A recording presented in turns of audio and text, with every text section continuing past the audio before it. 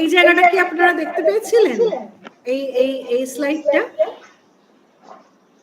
হ্যাঁ madam.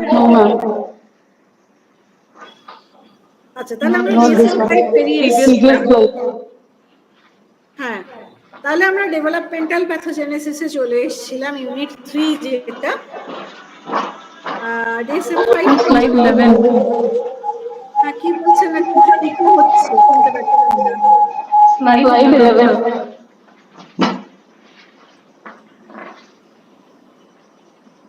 Screen কি কেউ দেখতে পাচ্ছেন না? দেখতে পাচ্ছি ম্যাডাম। দেখা যাচ্ছে ম্যাম। আচ্ছা, তাহলে কেউ কেউ হয়তো তার সাইডে কোনো নেটওয়ার্ক প্রবলেম হয়েছে, সেটা হতে পারে। ঠিক আছে, আমরা আবার চলে যাই প্রেজেন্টেশনে। যেটা আমি বলছিলাম যে DSM-5 এর গল্পটা ওইখানেই ওভার হয়ে গিয়েছিল, যেখানে আমরা ওই অটিজম ফটিজম ওইগুলো নিয়ে, অ্যাসপারজার্স ওইগুলো বা স্কিজোফ্রেনিয়া সাবটাইপ তুলে দেওয়া হয়েছে, এইগুলো সমস্ত আলোচনা করা হলো। নেক্সট যেটা হচ্ছে সেটা হলো ডেভেলপমেন্ট অফ সাইকোপ্যাথোলজি। সেটাকে আমরা কিরকম মডেলে আমরা দেখবো, অর্থাৎ কি কি ফ্যাক্টর প্রেজেন্ট থাকলে একটা মানুষের মধ্যে সাইকোপ্যাথোলজি ডেভেলপ করতে পারে। তো সেখানে প্রথমেই যেটা আমরা পাই সেটা হচ্ছে রিস্ক ফ্যাক্টর মডেল। এটা এমন একটা প্যারাডাইম যেটা that facilitates the understanding of developmental deviations, অর্থাৎ একটা মানুষ যখন ছোট থেকে বড় হচ্ছে তার মধ্যে কি কি অসুবিধে বা কি কি বিচ্যুতি, কি কি ডেভিয়েশন হতে পারে, সেটা কিভাবে ডেভেলপ করছে সেইটা বোঝবার জন্য এই মডেলটা। এটাকে আমরা 3 ভাগে আবার ভাগ করছি। কি কি? ইন্ডিভিজুয়াল লেভেল, ফ্যামিলি লেভেল আর কমিউনিটি লেভেল। অর্থাৎ আমি যে ইন্ডিভিজুয়াল একটা লোক, আমার ফিজিক্যাল বা সাইকোলজিক্যাল লেভেলে কিছু যদি প্রবলেম থাকে, that will affect my pathology if any. যদি কোনো প্যাথোলজি ডেভেলপ করে, সেখানে যদি আমার ব্যক্তিগত লেভেলে, ইন্ডিভিজুয়াল লেভেলে কোনো প্রবলেম থাকে, সেটা যেটা কন্ট্রিবিউট করছে। অর্থাৎ আমার কোন রকম জেনেটিক পলিমরফিজম থাকতে পারে, জেনারেলাইজড অ্যাংজাইটি যেটা কিনা জেনেটিক হয় সেটা থাকতে পারে, পারসেপশনে কোনো ডেফিসিট থাকতে পারে।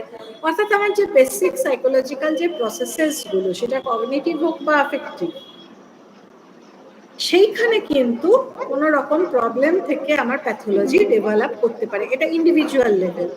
Second category of risk factors কোথা থেকে আসছে? ফ্যামিলি থেকে। বাচ্চা জন্মেই তো প্রথম ফ্যামিলির সঙ্গেই কন্ট্যাক্টে আসে, তো ফ্যামিলিয়াল রিস্ক ফ্যাক্টর কিন্তু খুবই ইম্পর্টেন্ট।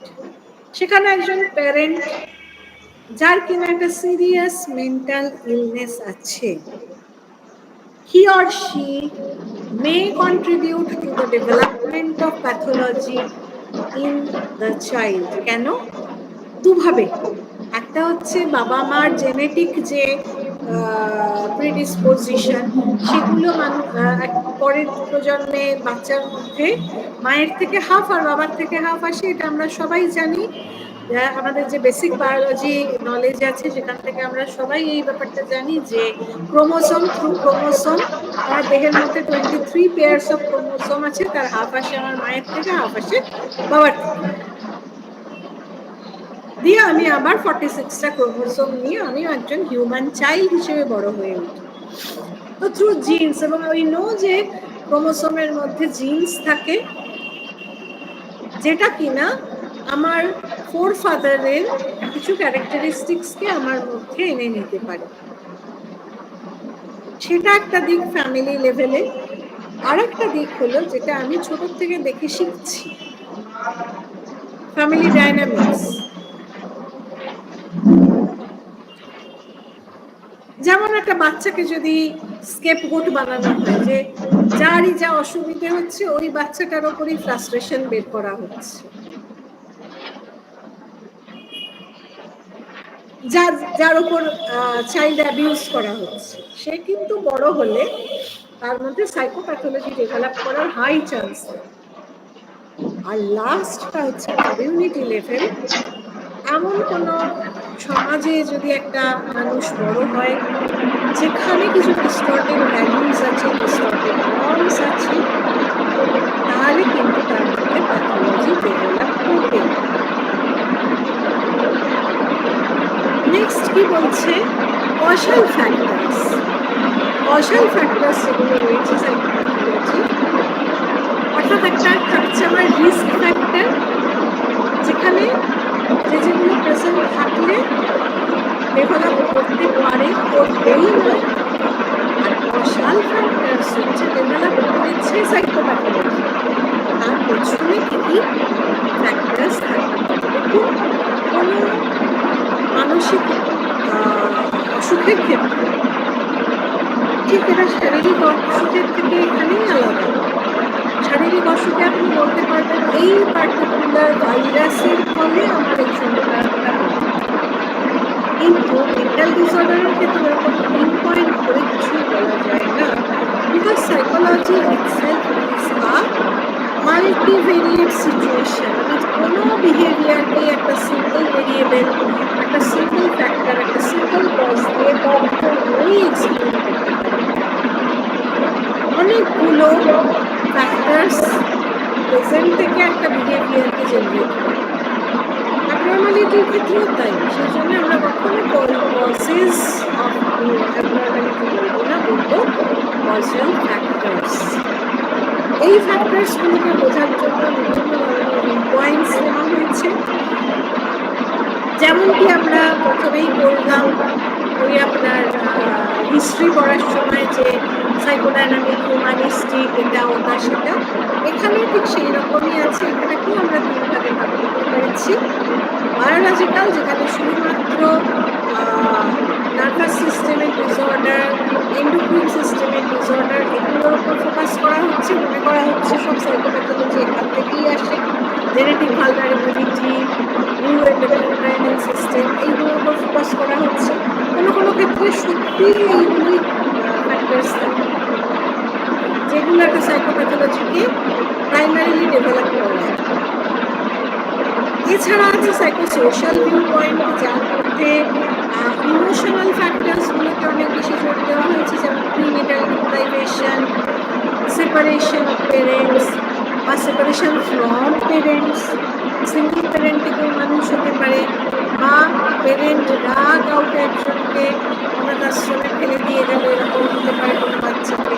চাইল্ডহুড ট্রমা থাকতে পারে কোনোভাবে, পেরেন্টাল সাইকোপ্যাথোলজি থাকতে পারে, পেরেন্টিং স্টাইল তার কিছু একটা ইম্প্যাক্ট করতে পারে, তার ফলে সাইকোপ্যাথোলজি হতে পারে। Communication problem, disrupted family relationship, এখানে কিন্তু হাইলাইটটা হচ্ছে অন ইমোশনাল প্রসেসেস।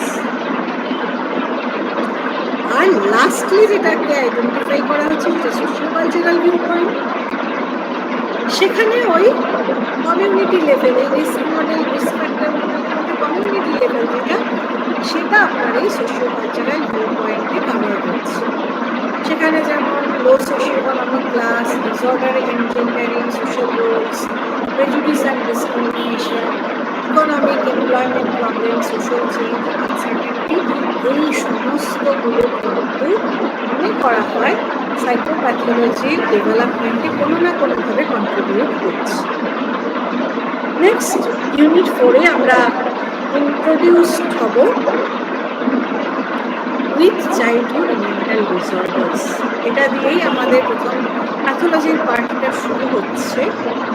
এর মধ্যে প্রথমেই আমরা টাইপসগুলো দেখে নেব। চাইল্ডহুড মেন্টাল ডিসঅর্ডারকে তিনটে ব্রড ক্লাসিফিকেশনে আনা যায়। একটা গ্রুপকে বলা হচ্ছে পারভাসিভ মেন্টাল ডিসঅর্ডার বা পিডিডি, একটা গ্রুপকে বলা হচ্ছে attention deficit hyperactive disorder ADHD, আর একটা গ্রুপ হচ্ছে মেন্টাল রিটার্ডেশন। এখন একটা ফ্যাশন হয়েছে দেখতে পাই, কিছু বাচ্চাকে ADHD বলে ছাত্র। আমি বলছি না সেটা সবসময় ভুল, কারণ এখন যখন আপনি ADHD ইন ডিটেল পড়বেন আপনি দেখবেন এই 1 ঘন্টার পরিসরে তো আপনাকে পুরোটা ডিটেলে বলাটা সম্ভব নয়।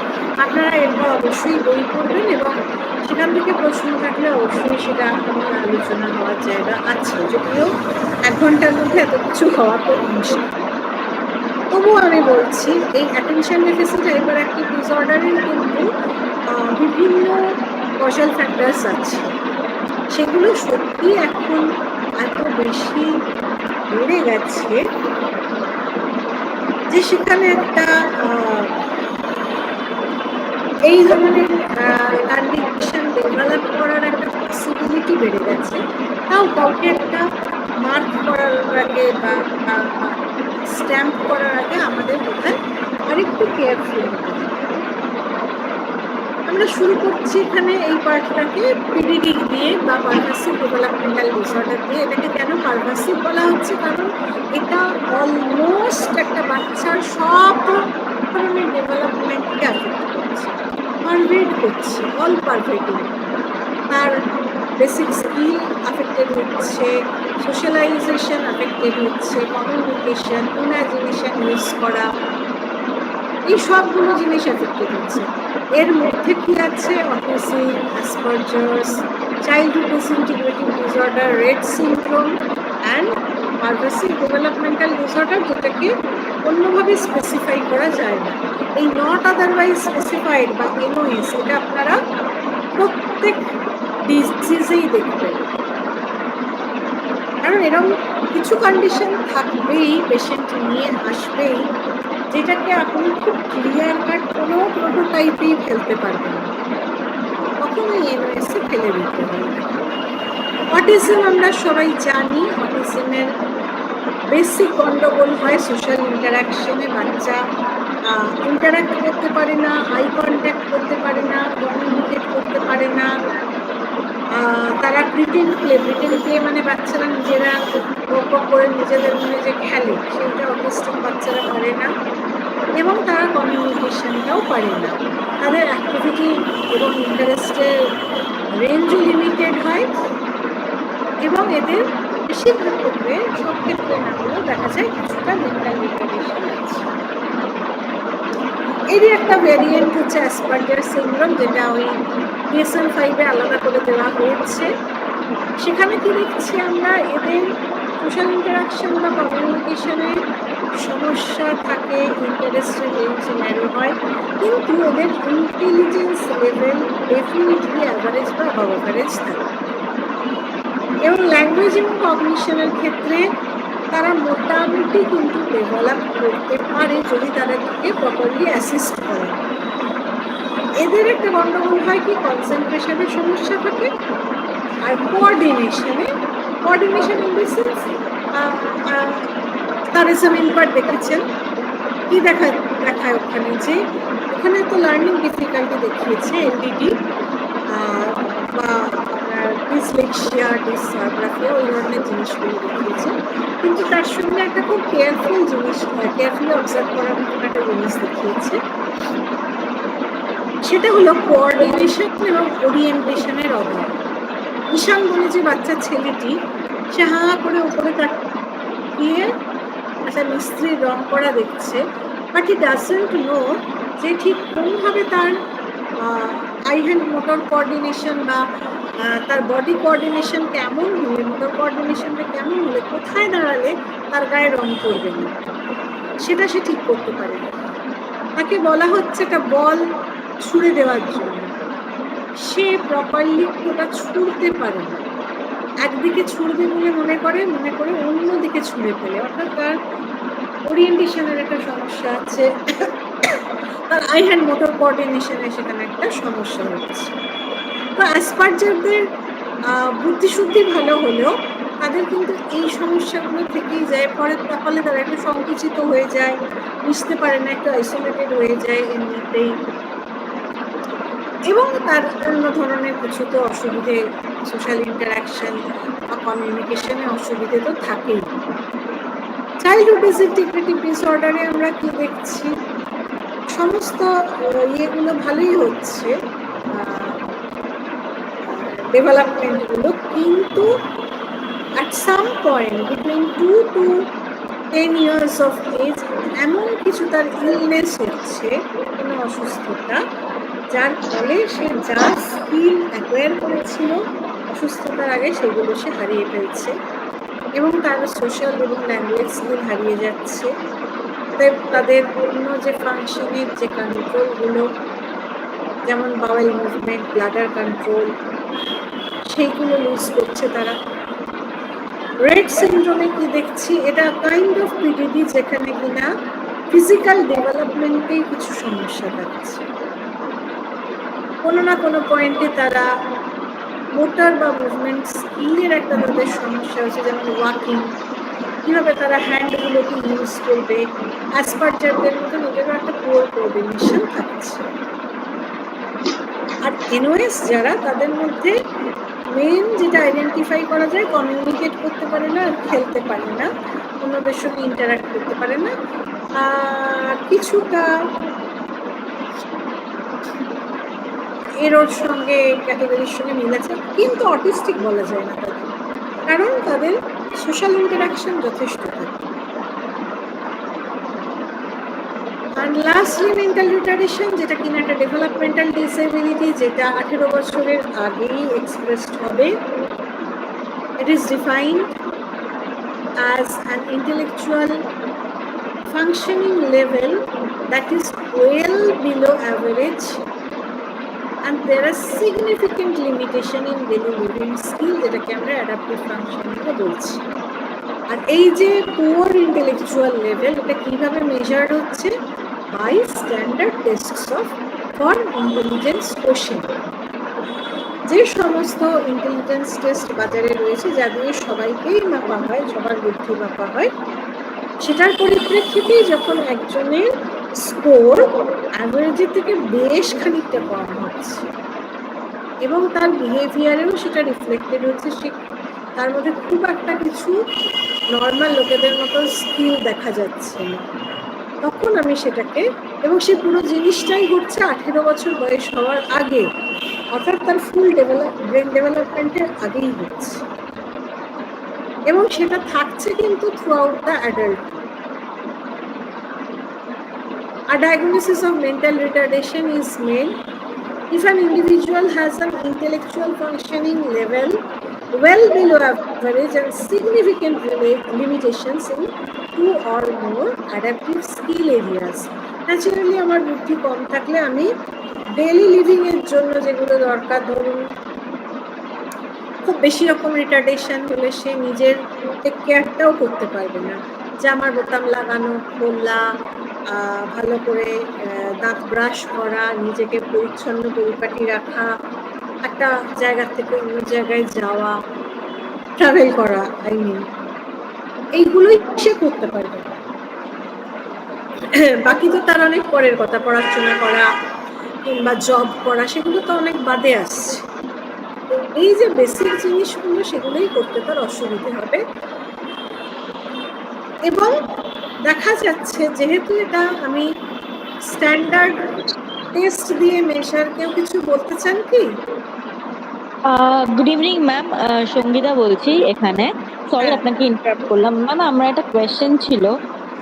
আমরা এখানে আজকে চাইল্ডহুড ডিফারেন্ট টাইপস অফ ডিসঅর্ডারের ব্যাপারে পড়ছি, তো একটা জাস্ট আমার কোয়ারি ছিল যে চাইল্ডহুড বাদ দিয়ে আফটার অ্যাডাল্টহুড, মেবি 25-30 ইয়ার্স পরে any kind of unnatural behavioural disorder কি এরকম হতে পারে? মানে ওটা কি হিডেন ট্রেট থাকে যেটা পরে সারফেস করে এনি অ্যাডাল্ট হিউম্যানের মধ্যে? পড়বো আস্তে আস্তে। ও আচ্ছা আচ্ছা, ওকে ওকে, থ্যাংক ইউ। আমরা এটা দিয়ে কেন শুরু করলাম, কেন এটাকে ব্লক 1-এ রেখেছি, কারণটা বলি। তার কারণটা হচ্ছে যে এই ক্ষেত্রে আমাদের কৌশল ফ্যাক্টরসগুলো খুব প্রমিনেন্ট থাকে, আমাদের বুঝতে সুবিধে হয়, এবং এটা যেহেতু ছোট থেকে বড় হওয়ার পথেই এই ঘটনাগুলো ঘটে, সেজন্য আমরা বুঝতে পারি যে একটা বাচ্চার ডেভেলপমেন্ট কীরকম হচ্ছে। আর আপনি যে পার্টিকুলার বিষয়টা বলছেন, সেটাই কিন্তু প্যাথোলজির অন্তত 90% জুড়ে আছে, সেটা আমরা বাকি ব্লকগুলোতে ডিসকাস করতে করতেই যাব। মেন্টাল রিটার্ডেশনের ক্ষেত্রে আমরা কখন একজনকে রিটার্ডেড বলবো?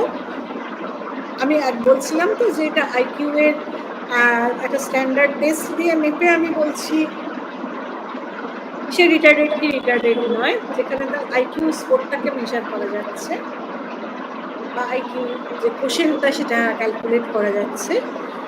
যখন সেটা আমাদের সাধারণ অ্যাভারেজ পার্সনদের ক্ষেত্রে এটা হয় 90 to 110 স্কোর আসে, সেইটাই যখন 70 to 75 হয়ে যাচ্ছে, অর্থাৎ বেশ খানিকটা কম হচ্ছে, এবং তার ডেলি লিভিং এর যে অ্যাডাপটিভ স্কিল সেগুলোতে ঘাটতি থাকছে খুব ভালো রকম।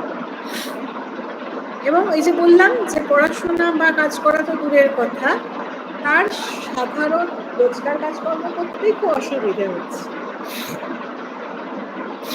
তার হেলথ, তার safety, leisure, self care, social skill, self direction বা খুব বেসিক যে পড়াশোনা, রিডিং রাইটিং এরিথমেটিক, সেগুলোতেই যদি তার যথেষ্ট ঘাটতি থাকছে, তখন আমি তাকে মেন্টালি রিটার্ডেড বলছি। এর বিভিন্ন লেভেল থাকে, সেগুলো কি কি? Mild, moderate, severe, profound. বইগুলো পড়বেন এরপর ফলো করে। আর কজেসের মধ্যে আমরা জেনেটিক বা প্রিনেটাল ইলনেস বা ইনফেকশন এগুলো যেমন পাই, তেমনি কিছু কিছু ক্ষেত্রে এনভায়রনমেন্টাল ফ্যাক্টরসও পেয়ে থাকি।